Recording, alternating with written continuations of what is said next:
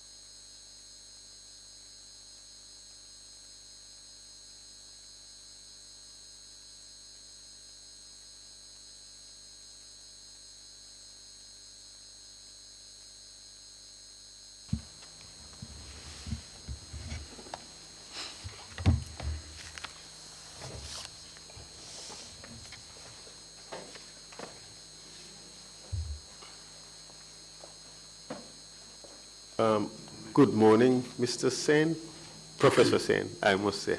Welcome back. Thank you.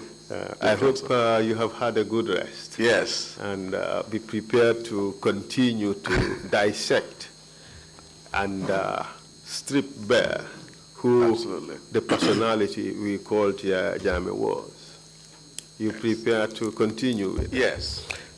Yesterday, Professor Saine, you explained to us how you went about doing this exercise. And you also answered our pre-assigned questions. Specifically, you told us about the circumstances that enabled the gradual erosion of human rights and democratic norms that ultimately led to the creation, consolidation, and sustenance of the Jammeh dictatorial regime. You also went forward to explain how former Jammeh evolved from a low-ranking military leader to to a deified dictator we ultimately called Babili Mansa or Nasiruddin. You also went forward to talk about or to provide an overview of the nature, extent, system, and pattern of alleged violations and abuses that characterize the Jammeh regime. And in so doing, you started looking at it from the prism of the various baskets of rights that are recognized internationally. So you started with the Convention on Political and Civil Rights, and you finished that, and went as far as the Convention on Social, Economic, and Cultural Rights, pretty much the second generation rights. Yes. And that is what we are to deal with today. So could you kindly, that would be in paragraph 29 of the report, could you kindly tell us briefly what these rights entail, the Convention on Social, Economic, and Cultural Rights, and how Yahya Jammeh impacted these rights during his rule as President of the Gambia? Thank you, Lead Counsel. Good morning, Commissioners. Good morning, the rest of the audience. This is a very important convention. It follows from the heels of the Convention on Political and Civil Rights. As we discussed yesterday, it also is a byproduct of the Cold War, sponsored and privileged by the Soviet Union, or the former Soviet Union. And the basic contention is that what use are political and civil rights when you don't have a right to employment, education, healthcare, shelter, and so forth and so on. So this is a convention that was privileged by the socialist countries headed by the Soviet Union. If I try to understand you, you have two important international conventions. Yes. One is politically focused. Yes. The other is socially focused. Capitalist societies tend to focus more on the civic and political rights, and the communist societies tend to focus more on the social rights. Yes. Is that what we are to understand? Absolutely. Proceed, please. And increasingly, many so-called third world countries also subscribed to this convention, in part to oppose the increasingly dominant political and civil rights, also because their regimes were mostly very repressive. But looking at these rights, for instance, the economic and social rights, they tend to impose a burden on the state. Yes. It's like it shifts responsibility of taking care of the people in the society to the states, whereas in more capitalist societies, in Western societies, well, the responsibility is more or less limited. Is that to be understood from these conventions? To some degree, but then let me qualify that a little bit more. The role of the state in this case is very important.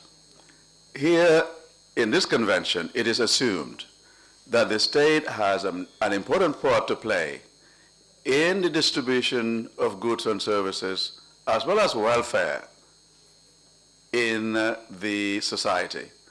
Because the assumption is capitalist states tend generally to be skewed in their distribution of wealth and income in favor of the wealthy, whereas in socialist countries, there is an effort, and welfare states, there's an effort to basically even out the differences in terms of economic well-being.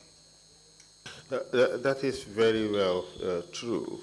But how did Jammeh straddle between these two, I wouldn't say conflicting approaches, but different approaches? I mean, they have a significant impact on how the state would respond to the needs of the citizens. Yes. How did Jammeh tackle this? Well, Jammeh, as soon as he came to power, undertook a very comprehensive and a very aggressive socio-economic plan, all couched within the context of Vision 2020. He built roads, schools, hospitals, GRTS, UTG, and a host of other things. He also had a very strong affirmative action program in favor of the Jolas. Can you explain what affirmative action means? Okay. Affirmative action is a term that is typically used in the United States to give opportunity to groups that have been traditionally and historically discriminated against: African Americans, Native Americans, women, and so forth and so on. And given our own context in the Gambia, Jolas have historically been marginalized, not having the same opportunity as others.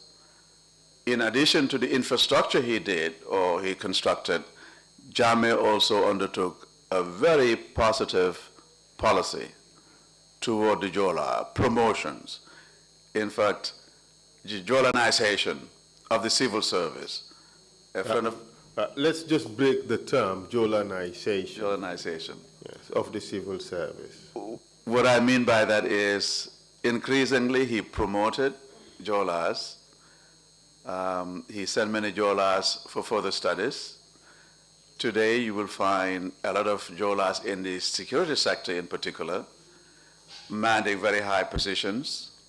In effect, by labeling it an affirmative action, you are implicitly suggesting that a lot of those Jolas who were given this opportunity were not necessarily put in competition on the same footing with others. So wherein you have a Jola and say a Mandinka, for vying for one opening, the Jola would typically be given advantage in order to offset previous imbalances. Yes, and historical discrimination against the Jola. And you think, your theory is that that led to the Jolanization of the civil service, correct? That's the term you use. Yes. In fact, in a sense, you are saying that the affirmative action to correct historical imbalances was so overdone that the civil service literally became a Jola institution. I think he might have overcompensated, but I think it was still a good policy. Yes, this is exactly what we're talking about, that he overdid it. Yes, he overdid it. All right. And you mentioned GRTS. Can you tell us a bit about GRTS and how he used it? GRTS became his platform. It became his platform to spread his ideas, to sing his praises, to use it basically to control the narrative. But in fact, it went beyond that. Yes. It was a propaganda institution, wasn't it? It was. Aimed at promoting primarily Jola culture. Yes. And promoting Yaya Jammeh. Absolutely. And he did it very effectively. He did it very effectively. But looking at paragraph 83 of your report. Yes. Perhaps maybe this is a paragraph you should read out because it's quite powerful. Okay. I'll just let you read it out. Okay. This too may have heightened Gambians' social awareness, both at the global and local levels. Gambians became more worldly, partly because of the new television station, as its entertainment menu ranged from Spanish soap operas to wrestling and soccer matches from Europe and neighboring Senegal. Jammeh not only promoted cultural renewal by organizing a yearly Roots Festival in May each year, he unapologetically promoted Jola culture and religion, especially in his hometown of Kaninlai. He did all these, as would most politicians, to promote his own political agenda and his party's. The television station GRTS was his political platform. He succeeded as a result in building around himself a cult following and convinced many that he possessed supernatural powers. Jammeh claimed, for instance, that he could cure HIV/AIDS, infertility, hypertension, and diabetes, amongst many other afflictions. He administered potions to gullible patients, many of whom lost their lives. Political opponents were targeted as a means of silencing them. And this issue, building a cult-like personality, or a personality cult for that matter, that was quite central in his politics, wasn't it? Yes, it was. And would you say that the net effect of that personality cult was that he in fact personified the state? Everything became an extension of Jammeh's household. Yes. From the central bank to GRTS to the GRA, everything became part Yes. of him. Like you said yesterday, it was his country, or as Baba Gale would say, his people. Mm-hmm. He represented all of that. Yes. He owned everything. I couldn't agree more, Counsel. And if I may just add that Jammeh was very deliberate in what he was doing. He gutted effectively the institutions and organs of state, usurped their mandates, and in effect became the state. Development aid, monies that had to be dispersed, basically went through Jammeh himself, for the most part. And in paragraph 84 of your report, you identified the effects of such actions. Yes. Could you tell us about it? How did it impact on the economy? Well, the economy basically nosedived because the institutions didn't have the effect, policy mandates to carry out whatever they were supposed to do. And relying mostly on domestic and foreign borrowing, this further exacerbated the economic problems that existed before. So what I'm saying is he was not an efficient administrator, and I'm not sure if anybody can be, if you took away all the functions of state organs and institutions in the economic sphere. And that effectively gutted the economy. I know we would come to the issue of motives Yes. later.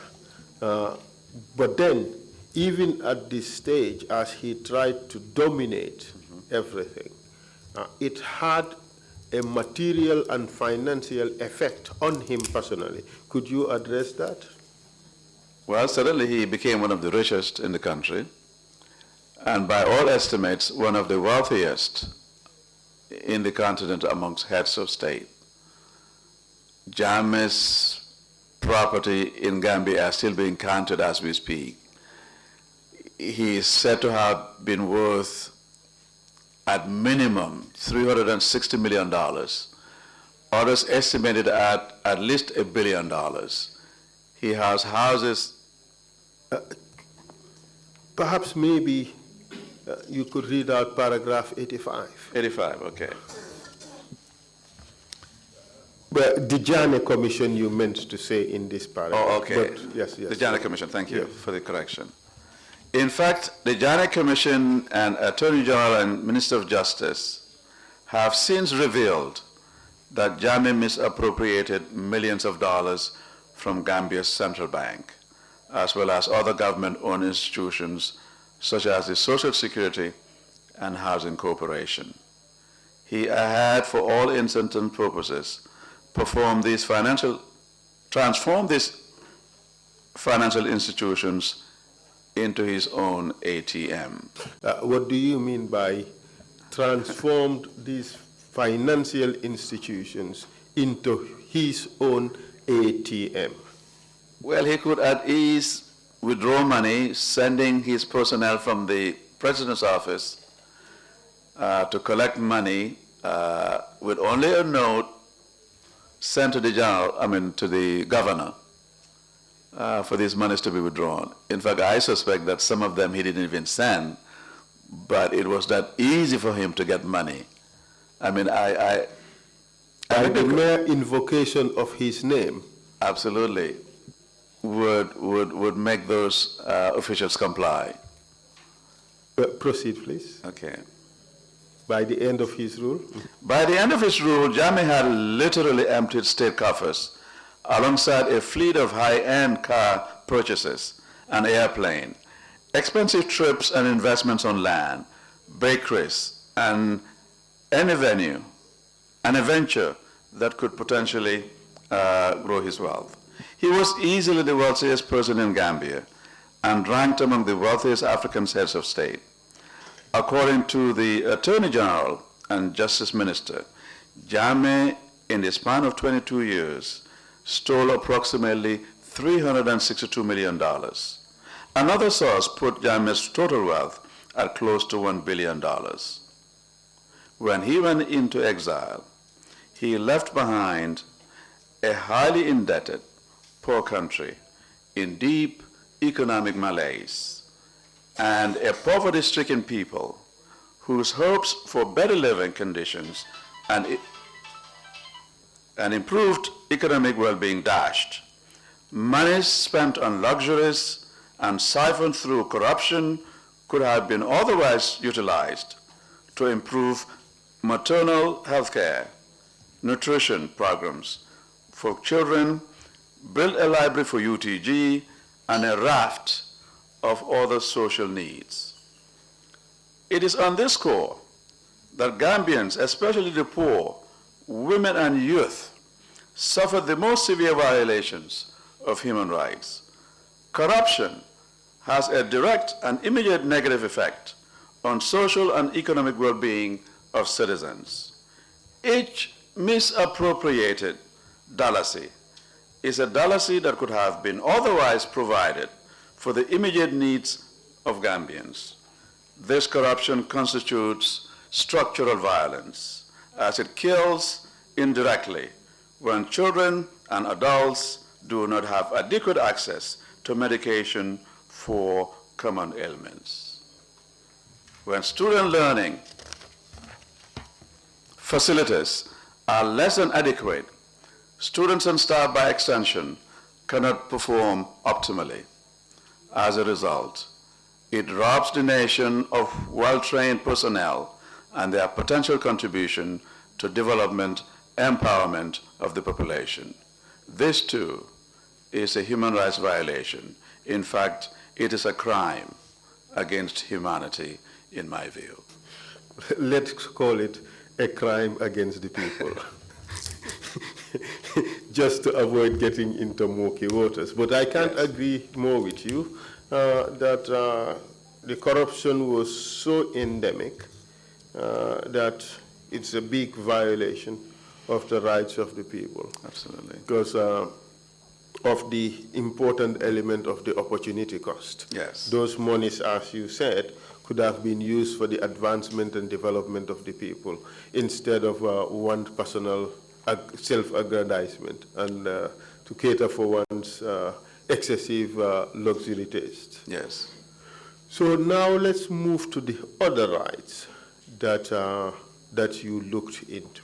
Okay. And this is the interesting concept of group and cultural rights. And for this, perhaps, I would ask that at the outset, you read out your introduction to it. That is paragraph 86. 86, okay. And on this one, we can hold a bit of the conversations in Mandinka, if you wish. Okay, my Mandinka is rusty. You can try. Okay. But read out paragraph 86. Okay. Up to the reference of Sharif and Anderson. Okay. Mandinkas in general suffered immeasurably, primarily because of their ethnic and cultural identity. Jammeh consistently hurled insults at his arch-political rival. Jammeh anyo sabanyolu ayeneng kabulela. Okay. Honorable Usainu Dabo. Molumen be ko Honorable Usainu Dabo. Calling him a drunkard Akomo dolomina siratoleti. and branding Mandinkas unpatriotic, Ako mandinkolu mu banku dinjawol leti. non-Gambians, and power-hungry. Ako ninkumolu manke banku din kendolti andung olu wasabalol le molti.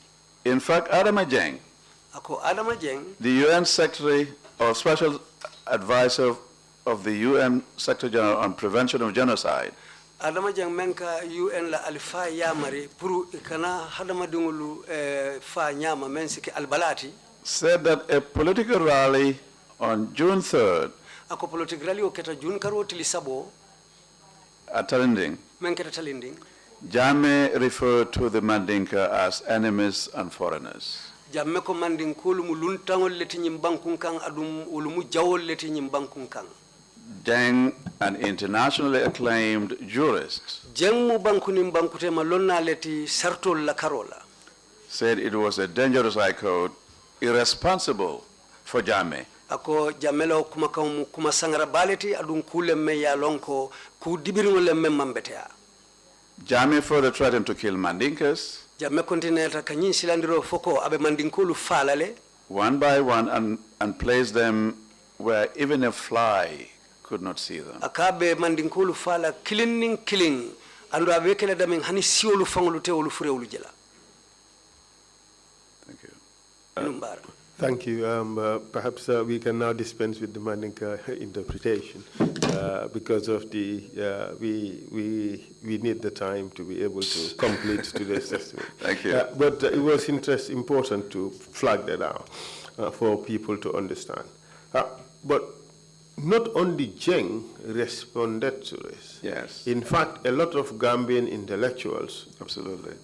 signed petitions, and on that day, all of us, those of us who signed that petitions, claimed to have been Mandinkas on that day.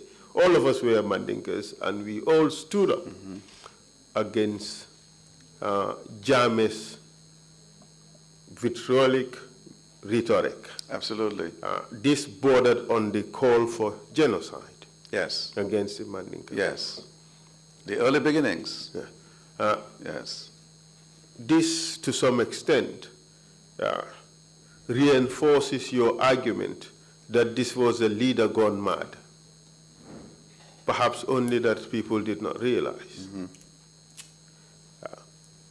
But not only did he so badly attack the Mandinkas, he also did not spare other groups who were engaging in activities that he did not Yes. subscribe to. Yes. Women and skin bleaching. Can you tell us about that? Well, that was one of his pet peeves. Ironically, Jammeh, if you'll excuse me, loved women who were light-skinned, ironically. And he came up with decisions or pronouncements that in the end he couldn't protect or sustain. But he talked about arresting women for engaging in skin bleaching activity. I think this is uncalled for. I think it's a violation of rights. I think women have a right to do with their bodies what they deem fit. I know that's a murky area when it comes to abortion and other things. But when it comes to skin bleaching or how they want to dress, how they want to do their hair. I think that's a personal right that must be protected. But he also attacked other groups. Yes. The gay community. The gay community in particular. And I think he was really pandering to the Middle East and traditionalists and those who I would say, are conservative Muslims and some Christians as well. The gay issue is a big one, not only in the Gambia, but increasingly in other parts of the world. And it is not a Western thing. It is oftentimes attributed as being a Western imposition and that it ought to be rejected. These are, some would argue, natural tendencies amongst humans as well as animals.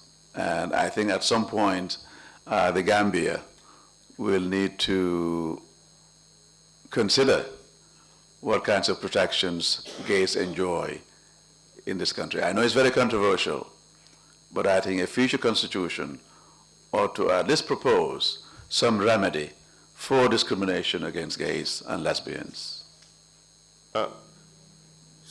His attacks against this group were so bad, according to your report, he lambasted them by calling their activities unnatural, Yes. un-Islamic, and deeply offensive to African traditional values. Is this in fact true, that it is deeply offensive to traditional African values? I don't believe so. Look, if you had told me 50 years ago that there were gays in Gambia, I wouldn't have believed you. But over time, it became apparent. And upon reflection, yes, we have gays in the Gambia. They don't have as big a constituency as in other places. They are not as out as they are in other places, but they do exist. And I think increasingly, they are demanding protection, as in other African countries, of their rights and privileges to live their lives, not to have the state legislate whom they love, essentially. And to a lesser extent, or perhaps even more seriously, by unilaterally, unconstitutionally, and unlawfully declaring the Gambia an Islamic state. Islamic state, yes. He attacked or infringed upon the rights of others, the Christian community. Yes.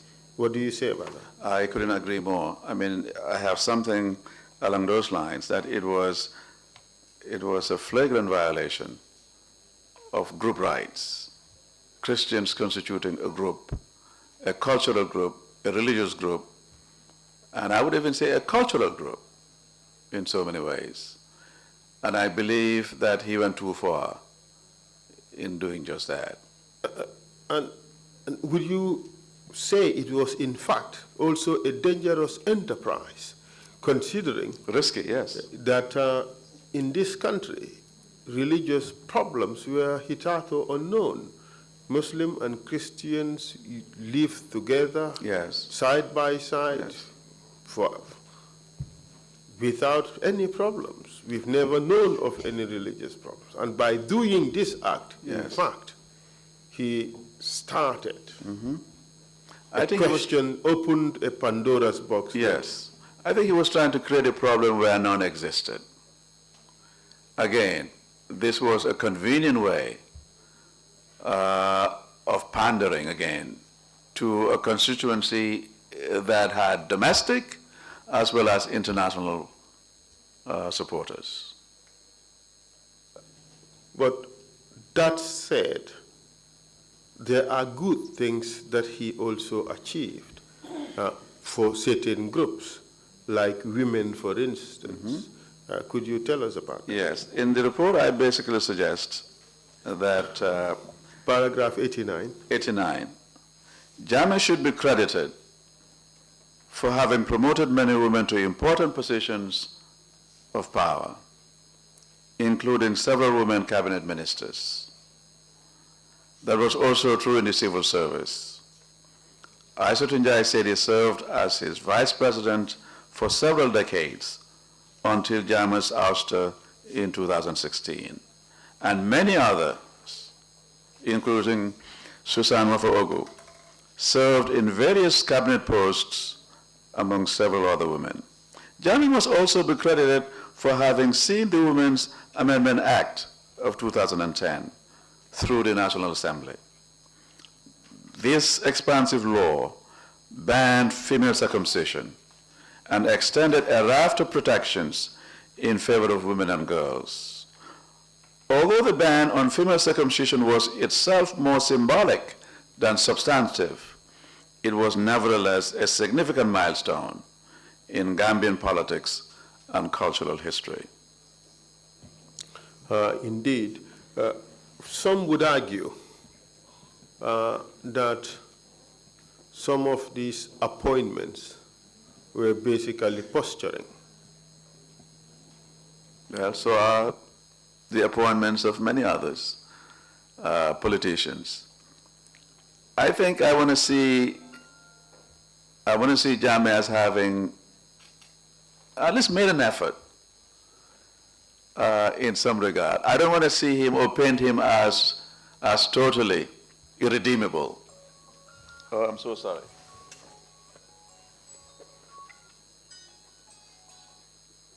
I'm so sorry. There are still some redeeming value. There's some redeeming value to Yahya Jammeh. I think he did some good things. Just a point of correction. Yes. The act you refer to is the Women's Act of 2010 and amended in 2015. 2015, okay. Yes. Thank you. I will make a note of that. Yes.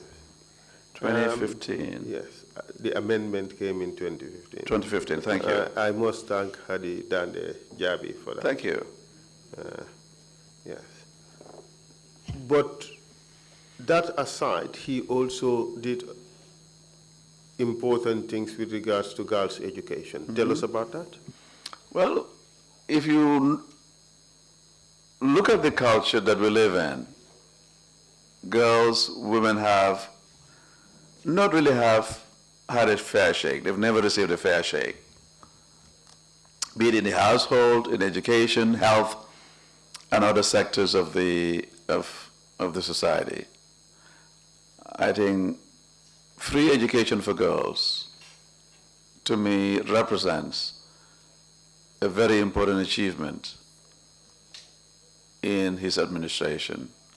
There's controversy surrounding that. Was it free education or free primary education? Education, primary education. And that even too is contested.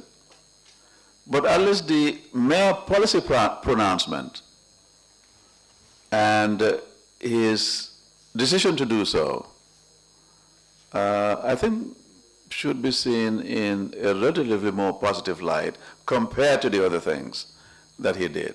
Clearly, it was for the most part political, but it had a positive outcome.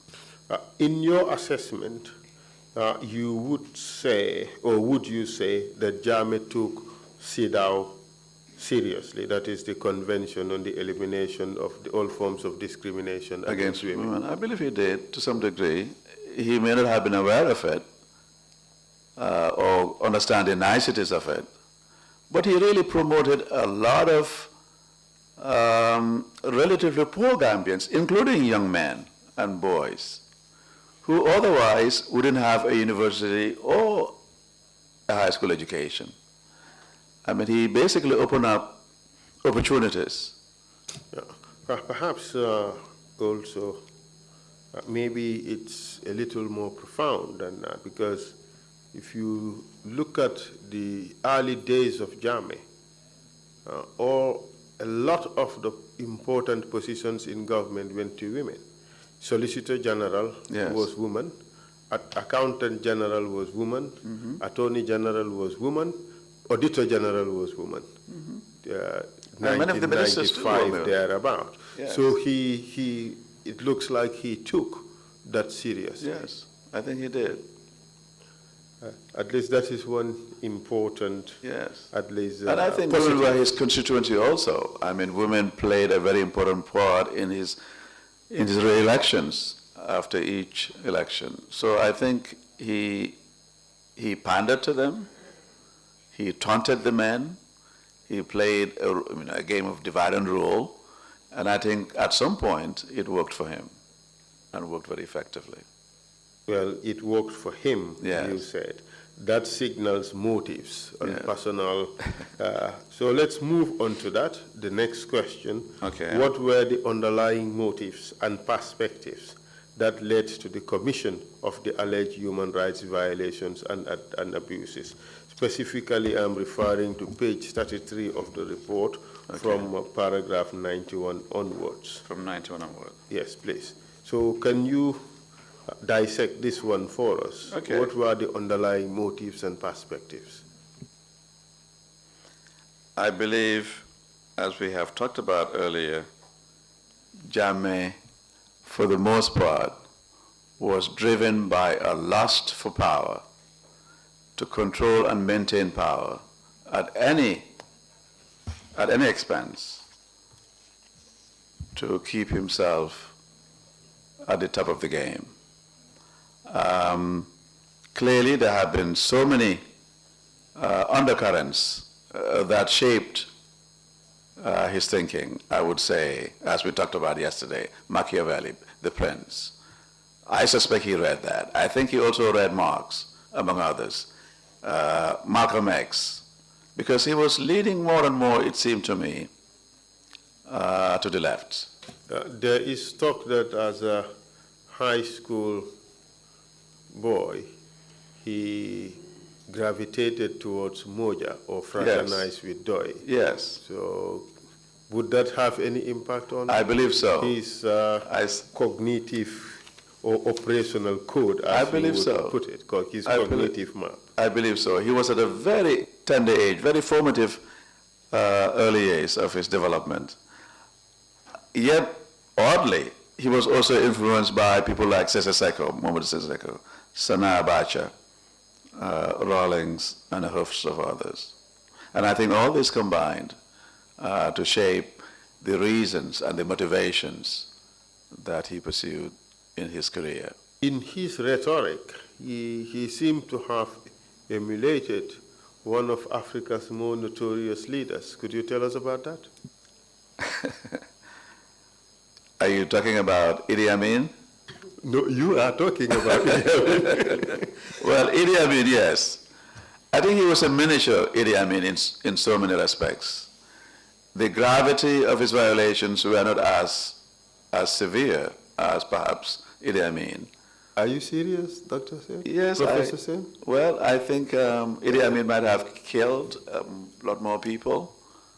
That's my belief. Might have, possibly. But at the same time, I do believe that any life lost, be it 1 or 2, certainly is unacceptable and is a crime against citizens. Yes, he emulated them, I believe, and did it fairly well. Attacks against the West, Yes, deflection of problems to others, yes, absolutely. self-aggrandizement. All of that, as we talked about yesterday. I think Self-attribution of all these lofty accolades that one has not achieved. yes, I think he was deeply insecure. Attacks against academics. And while he loved to abuse academics, he really loved also their accomplishments, the degrees, the professors, the doctor, the sheikh, you name it. Somebody, I think it was a Mr. Mboji in Norway, who called him Sepat, Sheikh His Excellency Professor Alhaji Doctor. That's a good one. I like that. I'll have to take that note. I can use it later, perhaps. I think I read that some years ago, but quite interesting. But on that, we should add Babili Mansa and Nasiruddin. Yes. So it becomes even more difficult to pronounce and even learn. Very grandiose. Yes. You went on in paragraph 93 of the report. Could you kindly read that out? Okay. Jame, by virtue of his pronouncements and policy decisions, is a classical and political realist. To recap, classical and political realists see politics as a pursuit for power in a world in which might makes right. Politics are a zero-sum game, a dog-eat-dog world where top dogs dictate the rules of the game and the rest follow. Yet, as a classical realist, Jame was also acutely cognizant of day-to-day political events and developments in the UN, the ICC, and succeeded in hosting the AU summit in 2005, just before the 2006 elections. This made him politically astute and thus a political realist at best. Could you continue with Sure. 94? That too is quite fundamental. Okay. Fundamentally, this shaped Jame's perspectives on domestic and global politics with the overriding motive to hold on to power in spite, perhaps because of mounting internal opposition. It would be an understatement to suggest Jame was power-driven. He understood geopolitics and realpolitik. This is how to seize, maintain, and defend power through use of military power with little to no moral consideration, even if it meant the loss of life, as in the case of 44 Ghanaians slaughtered in the shores of the Gambia in 2005. Civilian politicians represent the enemy, who, from his perspective, are irreversibly corrupt and evil. Jame was bent on making life for his enemies miserable, his mantra being, get them before they get you. Being a fairly astute observer of politics at the global and regional levels, Jame knew that regional and global leaders were self-consumed with challenges of their own and had little strategic interests in a country as the Gambia. He also knew it was only a matter of time before international condemnations of his outrageous policies would subside and politics would return to business as usual. Until he got it wrong. Yes. In December 2016. 2016, absolutely. Absolutely. Because as you suggested in paragraph 95, that for much of these 22 years, while he did these shenanigans, he had the support of countries in the sub-region, Nigeria, Ghana, and Sierra Leone. Yes. But that ended 2016. Yes. Big miscalculation. Indeed. In paragraph 96, you talked about how power meant everything to Jame, and that he had to hold on to it by any means necessary. Yes. Isn't that a very strong statement to use under the circumstances, or you think it captures who Jame was really? I think it does capture him vividly as he was. His reversal in December 2016 from accepting the result to claiming that he no longer accepts the results. Does that resonate with this finding that you have? It could, yes. Could you read out paragraph 97? 97. Throughout his 22-year rule, Jame also survived on instinct, always a step ahead of his enemies. He manipulated men and women twice his age and certainly more educated. This way he remained on top. Along the way, he eliminated hired former employees, but not before he had dubiously extracted their loyalty.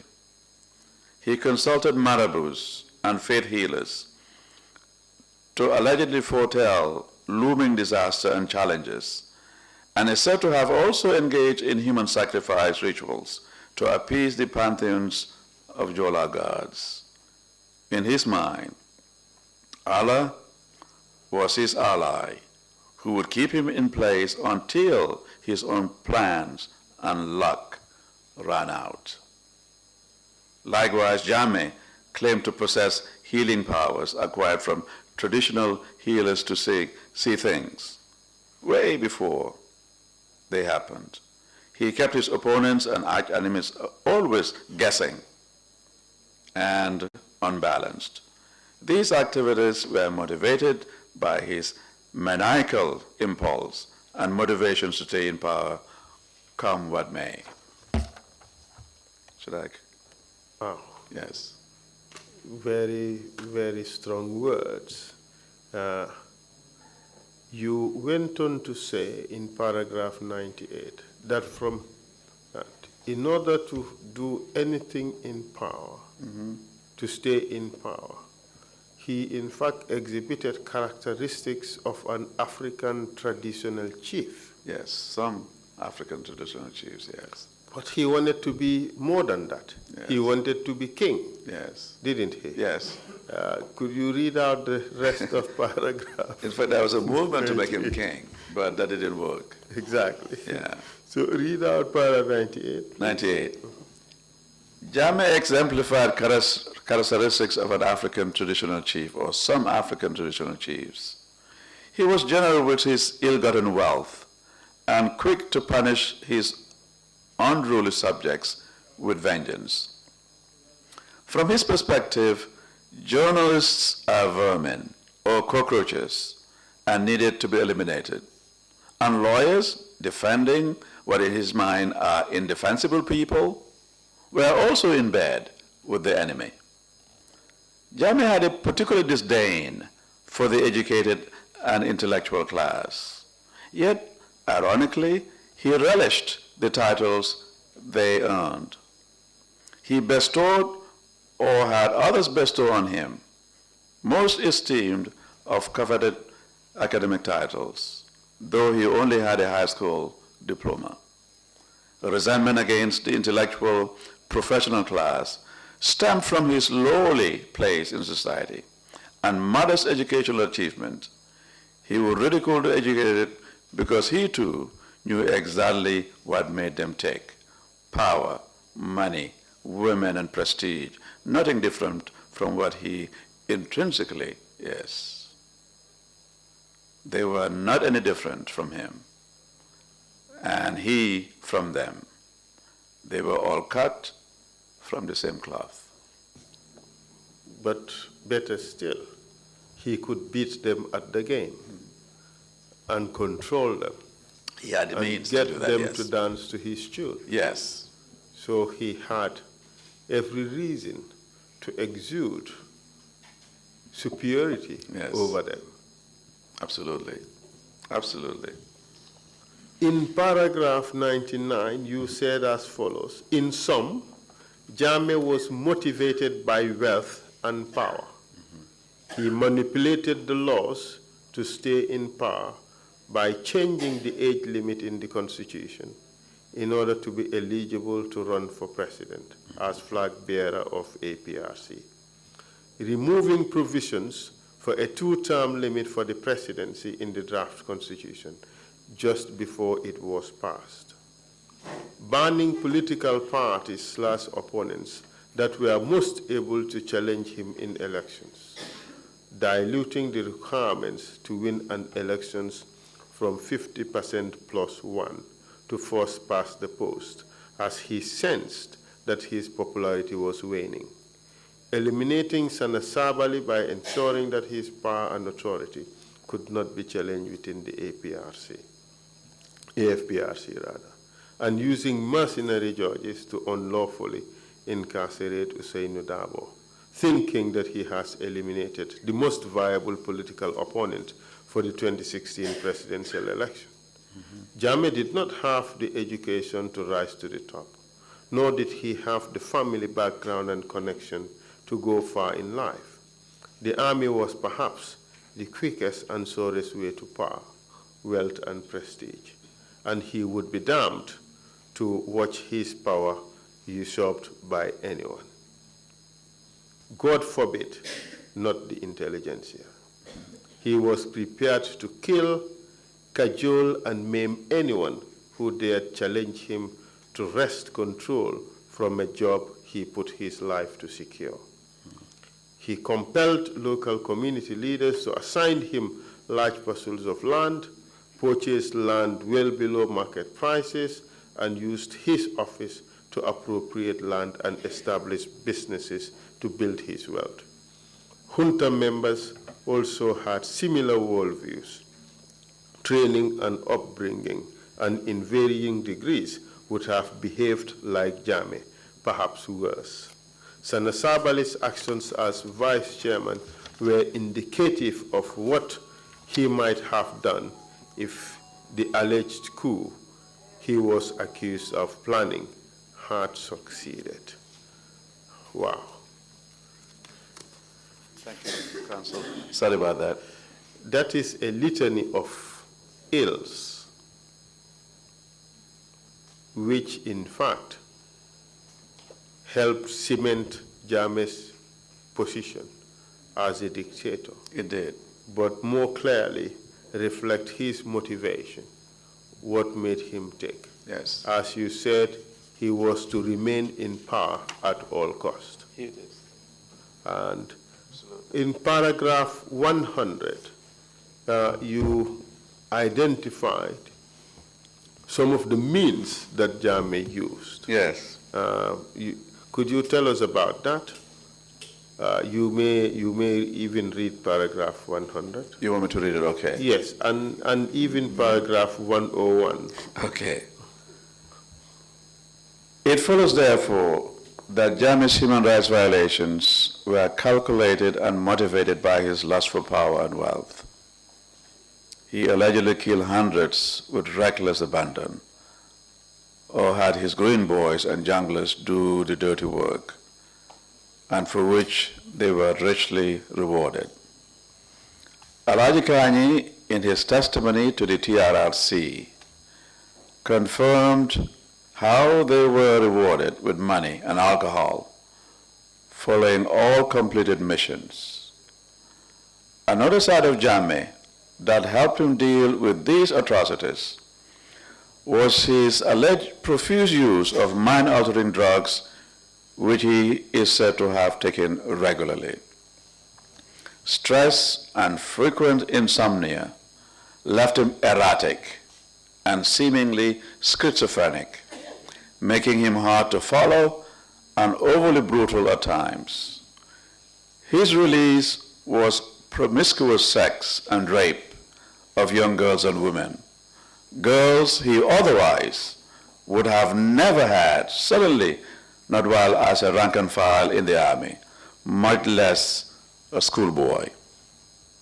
Recently, Fatou Toufa Jallow was one of several Gambian women who came forward to accuse former President Yahya Jammeh of rape and sexual abuse.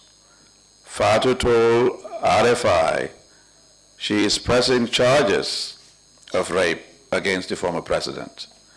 He plucked girls and women as he wished because this is the prerogative of the chief or the king. In his sometimes comical bravado, Jammeh taunted women with his alleged sexual prowess, a telling sign of insecurity and inadequacy, and a severe case of overcompensation. A narcissist, He thought about only himself and his survival. He surrounded himself with men and women who would make his bidding, even at the expense of others, in order to remain in his good books. In the end, Jammeh became numb, indifferent to human life and suffering. He allegedly drank himself into a stupor while relishing videos of his torture victims and others being put slowly to death. He did it all for power and perceived himself invincible as long as Allah was on his side. Well, until 2016. Until 2016, yes.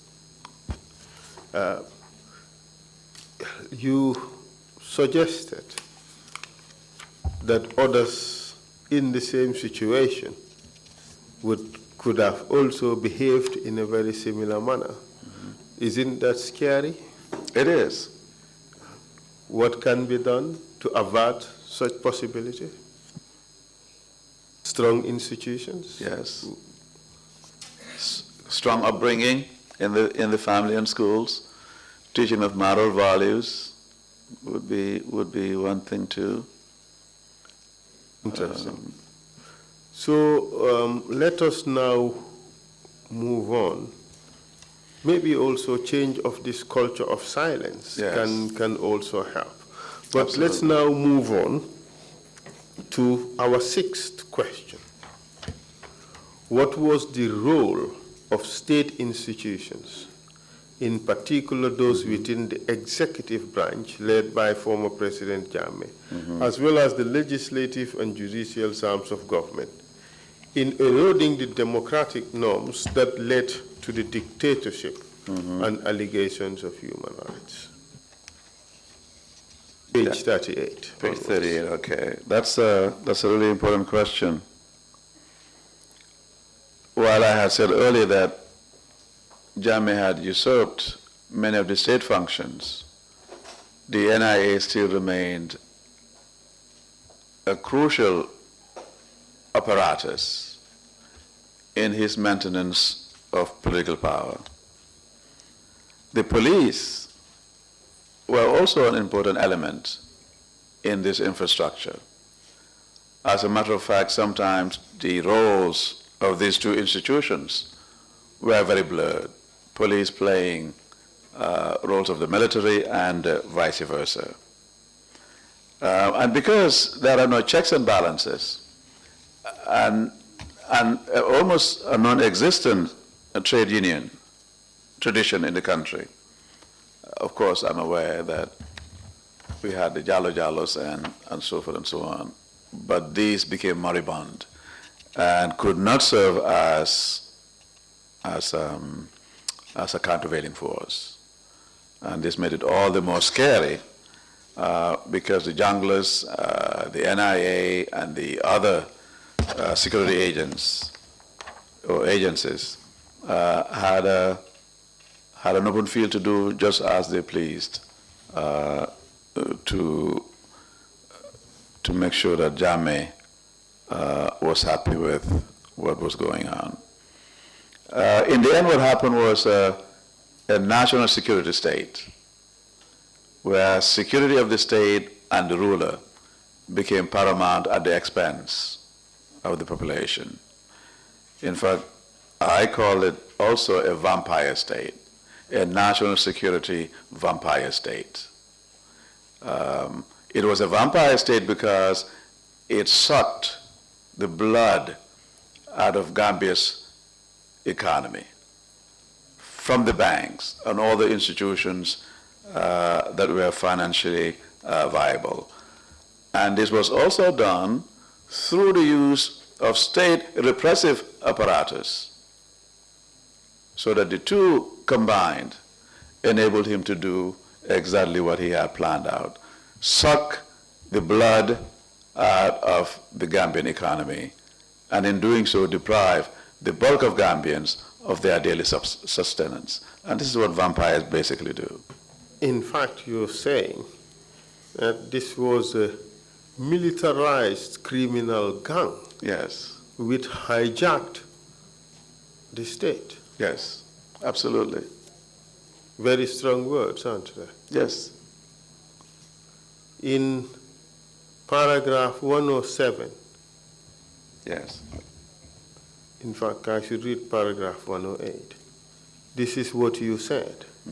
In fact, in Gambia's case, state functions were restructured, subsumed and concentrated under the executive branch. The Gambia under Yahya Jammeh, especially in the last 5 years before his ouster, the state transformed into a hybrid between national security state and vampire state.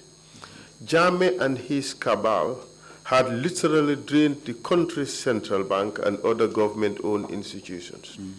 Those who worked closely with him also got away with millions of dollars, leaving state coffers literally empty. The full extent of this loot is yet to be accurately accounted for. And as if that was not enough, Jammeh went into exile with a fleet of luxury cars. His home in Kanilai could not be more palatial. Boxes full of international currencies and gold bars were found in his home, while the majority of Gambians struggled to secure their next meal or had a pretty difficult time for little pleasures, again betraying the greed that had inspired him in the first place. Yeah. He was to do that not alone, he had enablers. Yes. Could you tell us about that? And that really is the irony of all. It is a paradox in that he had people around him who worked in tandem with him, who worked very closely with him. They too enjoyed the spoils. But again, he couldn't have done it alone. The repression, the killings, and whatever else that he might have done couldn't have been executed by a single person. He had underlings who benefited to some degree from their closeness to him, be either prestige or money or whatever spoils came to them. So Jammeh couldn't have done it alone. We are all complicit to some degree in what happened, either by standing aside or being on the fence, not taking a position or a stance. I think all this combined for his longevity. I do believe that we had a very golden opportunity in 2006 with NAD, but that fizzled for a combination of reasons. Well, we wouldn't task you or trouble you to go into those reasons, but clearly there were other institutions that enabled Jammeh to do what he did. Tell us about the National Assembly, the NIA, and other institutions that helped him in the process. Start with the NIA. Well, the NIA became essentially an extension of Jammeh, his security detail. Even though it was a formal legal institution, he had essentially appropriated it, the personnel, both formally and informally, to carry out his repressive enterprise. In fact, according to paragraph 109 of your report, he so used the NIA as an instrument of oppression, those are my words, to the extent that the people were enveloped in fear and suspicion. Jammeh had literally terrorized the entire nation. Yes. And I continue to read from what you said in paragraph 109. Good neighborliness, once a priceless commodity, was debased to an extent that few would dare speak openly about the regime, even in the confines and secrecy of their homes. This is because a friend, relative, or even a maid could very well be an informant, reporting on one's activities and conversations to the authorities. Fear of a knock on the door in the middle of the night was enough to keep most in compliance and silence. The legal system, as discussed in an earlier response, had been completely compromised and disemboweled. These, in essence, are the characteristics of a national security vampire state.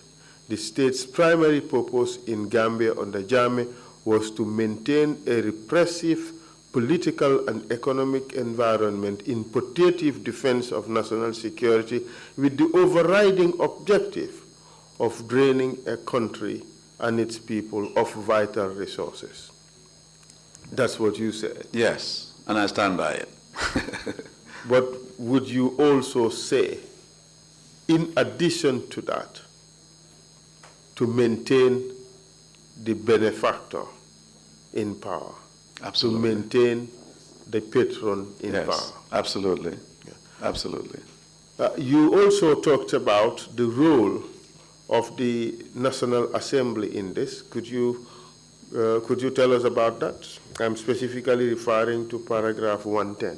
110, okay.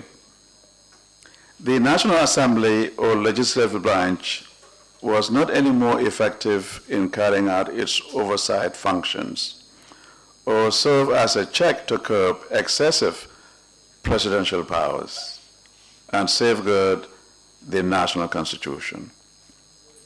Enjoying a comfortable majority, APRC NAMs rubber-stamped most legislation favorable to the regime and Jammeh. There were few debates to assess the merits or demerits of a bill, and when they were slow in coming with a decision favorable to Jammeh and his cabal, Jammeh would unilaterally decide in his favor. The National Assembly was anything but effective. They relied on brute force and were part and parcel of the loot of state resources, or at least they legitimized it or made it possible for him to do so. The NIA and its personnel were strategically placed under the purview of Yahya Jammeh, the executive, to subvert laws of the country and did as they literally pleased. The judiciary had, for all intents and purposes, been defanged or abdicated its vital roles. As guardians of the law and constitution, the National Assembly failed to serve as a countervailing force to the powerful executive. In their failure, the APRC NAMs betrayed the Gambian people. But let's look at this carefully. The 1997 Constitution had this provision which said that a member of Assembly, of the National Assembly, who ceased to be a member of the party under his ticket, under whose ticket he or she was elected, shall cease to be a member of the National Assembly. Yes. This historically was a provision to prevent carpet crossing, dating from, I think it was 1980s, early 1980s, to prevent carpet crossing between parties.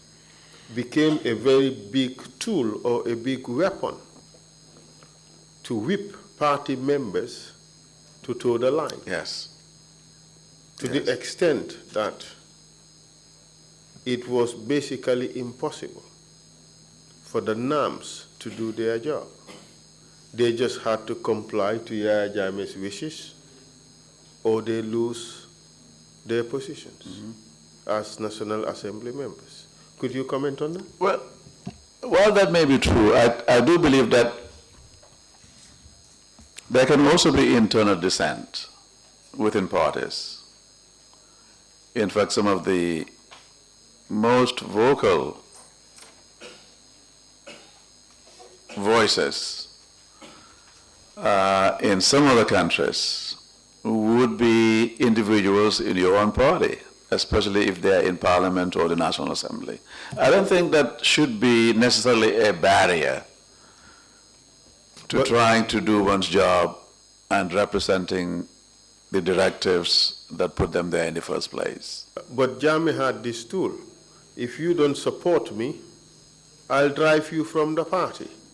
If I drive you from the party, you lose your seat in the National Assembly.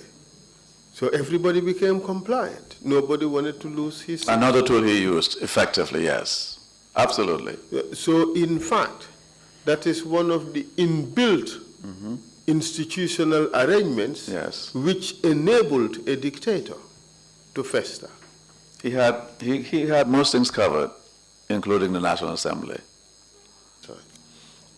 So in paragraph 111, you drew a conclusion. Yes. And could you read it out for us, please? In the end, all branches of government and machinery of state had been gutted and their roles subsumed on the office of the President, Yahya Jammeh that is, and State House.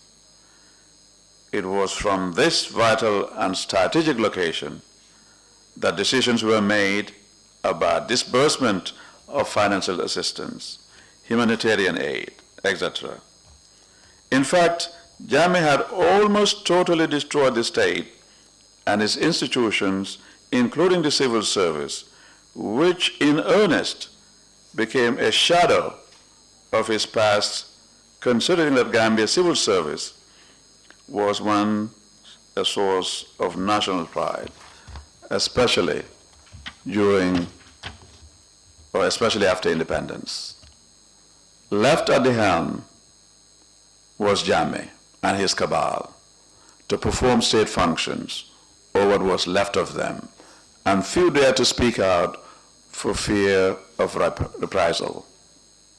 What this meant was that there was endemic institutional and state failure in which routinely expected services, physical infrastructure, and other vital upkeep could not be carried out.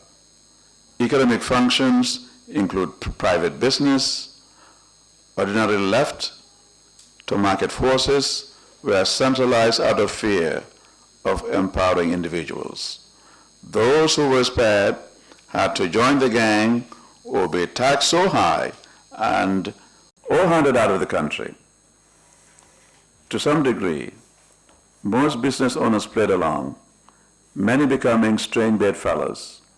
Ultimately, it seems as if the state, or at least those at its core, had no limits to their ambition and greed and what they could control. This is a very big paragraph. Let's try to dissect it. Absolutely. The conclusion. You said here that, in fact, Jammeh had almost totally destroyed the state and its institutions. But let's look at the civil service and its impact. You talked earlier about Jolanization of the civil service. And you now say that in earnest, the civil service became a shadow of its past, considering Gambia's civil service was once a source of national pride. In fact, you're talking about the injection of mediocrity within the civil service. Merit was no longer important. Yes. What was more important was the language you speak or the surname that you bear. Is that what you're saying? Yes, absolutely. The institutionalization of mediocrity was pervasive. You could find it in the offices, you could find it in the streets, you could find it also in the electrician who comes to wire your house. I think they learned to some degree, or at least conformed to the general cultural norms that were extant in the state. So we have seen in this country corporal in the morning, general by evening. oops, excuse me. Yes. I think that's a good point to stop, Mr. Chair, for the first break. Thank you. Yeah, I'm left of my puzzle. Are we dealing with a maniac, a criminal, or a genius? We will take a 30-minute break and come back at 12 noon. Meeting is adjourned. Thank you very much.